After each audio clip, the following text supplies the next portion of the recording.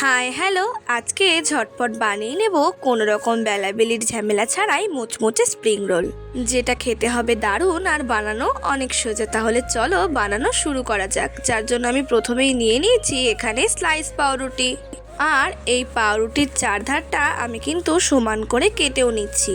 এই চারধারটা কেটে দিলেও কিন্তু এই রান্নায় এই চারধারটা একদম কাজে লেগে যাবে। সমস্ত পাউরুটি থেকেই আমি এই চারধারগুলোকে আলাদা করে নিচ্ছি, তারপরে ফিরে আসছি। পাউরুটি থেকে কোনাগুলো আলাদা করে দেওয়ার পর এগুলো বেলনি চাকের সাহায্যে আমরা একটু বেলে নেব, যাতে এগুলো একটু পাতলা হয়ে যায় আর আমাদের স্প্রিং রোলটা গড়তে সুবিধা হয়। চলুন পুরটা বানিয়ে নিই। কড়াইতে দিলাম সামান্য সাদা তেল, দিয়ে দেব অর্ধেক কুচি করে রাখা ক্যাপসিকাম।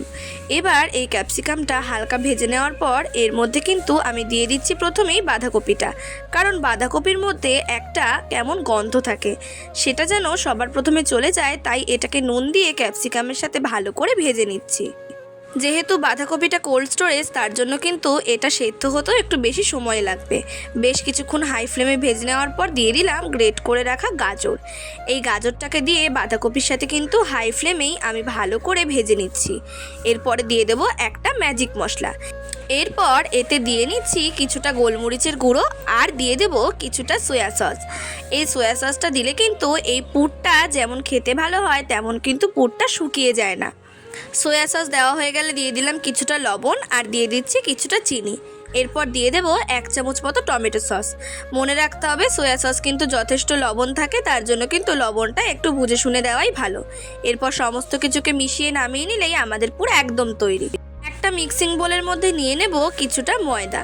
এই ময়দা দিয়ে কিন্তু আমি এখন একটা ব্যাটার তৈরি করব। দিয়ে নিচ্ছি কিছুটা সস, আর দিয়ে দেব কিছুটা জল।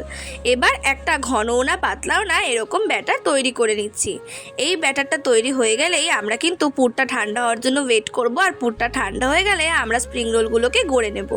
ময়দার ব্যাটারটা অল্প করে পাউরুটির মাঝখানে লাগিয়ে পুরটাকে লম্বা করে দিয়ে নেব। এবার পাউরুটির একদম শেষের থেকে আমরা কিন্তু স্প্রিং রোলের মতো করে এটা ভালো করে মুড়িয়ে নেব। এই স্প্রিং রোল তৈরি করার জন্য কিন্তু টাটকা পাউরুটি হলে বেশি ভালো হয়, তাহলে পাউরুটি মোড়ানোর সময় ছিঁড়ে যাবে না।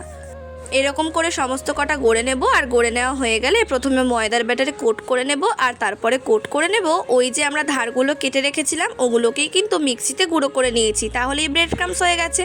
এরমভাবে সব কটা তৈরি করে নেব। এবার তেলটা হালকা গরম হলে তার মধ্যে স্প্রিং রোলগুলোকে দিয়ে একদম লো ফ্লেমে কড়া করে ভেজে নিলেই আমাদের আজকে স্প্রিং রোল একদম তৈরি। তোমরা কিন্তু এরকম তৈরি করে ফ্রিজে রেখেও দিতে পারো। তাহলে দেখেছেন তো আজ কত সহজেই আপনাদেরকে আরও একটা নতুন রেসিপি শেয়ার করে দিলাম। ভিডিওটা ভালো লাগলে চ্যানেলটাকে যেমন সাবস্ক্রাইব করবেন, নিচে কিন্তু কমেন্ট করে জানাতে ভুলবেন না আপনারা নেক্সট কোন খাবারটা দেখতে চাইছেন। আর এই ভিডিওটাতে একটা লাইক করে দেবেন। আজকের জন্য এটুকুই, দেখা হচ্ছে অন্য একটা ভিডিওতে।